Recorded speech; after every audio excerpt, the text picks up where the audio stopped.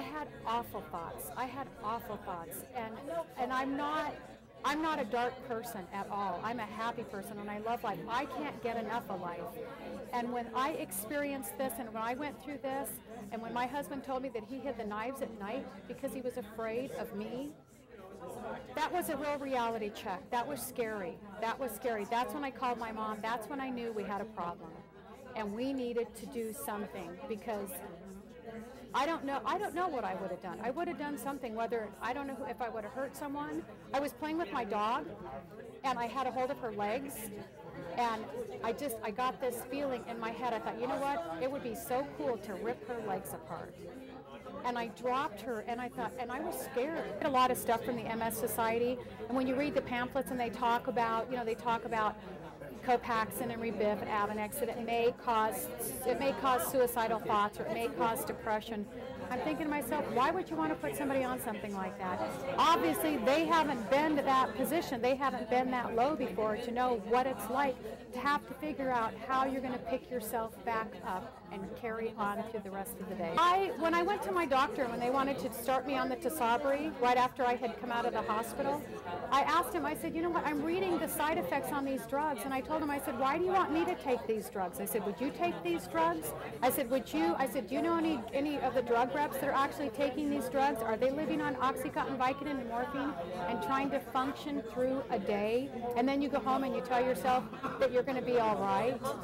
No, until you've walked in our shoes and you know what it's like, you can't even, it's easy to prescribe, but on the other hand, having to be the one that has to take it, that's a completely different side. And I would love to see these drug reps that go into the neurologist's office and prescribe Copaxone and Avonex, and then have them tell you, oh, you know what, you'll get over the side effects, they don't last long, or suck up the shots of the needles, it's no big deal.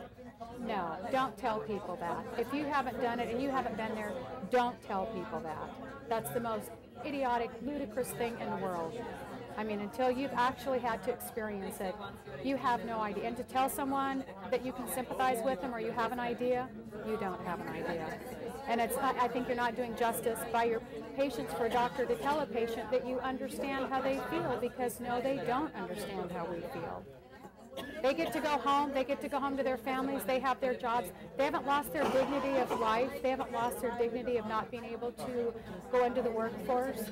They don't have to have their husbands feed them. They don't have to wear diapers. They don't have to do anything that we have to go through. I had to be really careful. I had to have a bathroom close by. I had to have a bathroom close by. But there were times that I couldn't feed myself, and I had to depend on my husband to do it. I couldn't blow dry my own hair sometimes. I couldn't put makeup on. There was a lot of things that I couldn't do. And it takes a lot out of you, because I'm a self-serving woman, and it takes a lot out of you when you have to depend on somebody else to do your daily chores and your daily living for you. It's very depressing. Oh, it's extremely depressing. And it takes a lot out of what's inside of you. You lose a lot of who you are. And it's sad. It's a sad, and I think the thing that hurts the most is, I'm 52 years old. I've lived my life. My daughter's 29 years old. I've been able to raise her. I've been able to have a lot of fun and do things with her. These mothers, I've talked to so many young women who have been diagnosed that have 2- and 3-year-olds, and my heart just breaks for these women, because it's like, I know how tough it was for me feeling well, taking care of my daughter.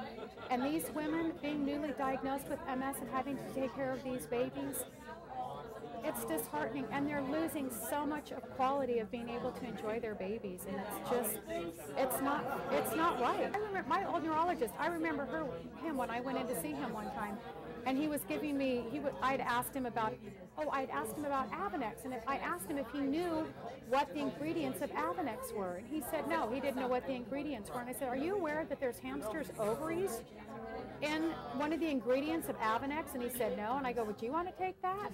And he goes, well, no, but that's not the point. And I'm like, what do you mean it's not the point? You don't think twice about giving it to me or other patients that are suffering from MS.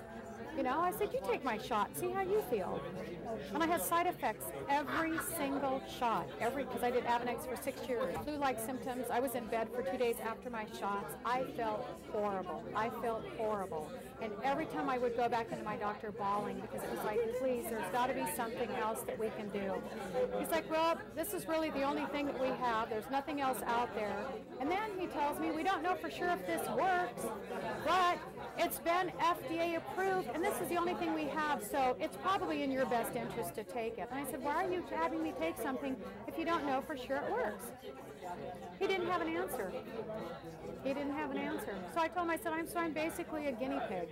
We're all guinea pigs because they don't know. And if people would go to clinicaltrials.gov and start researching some of the drugs that the doctors prescribe to them and see how long the studies were, I can guarantee you they would not be taking half the drugs.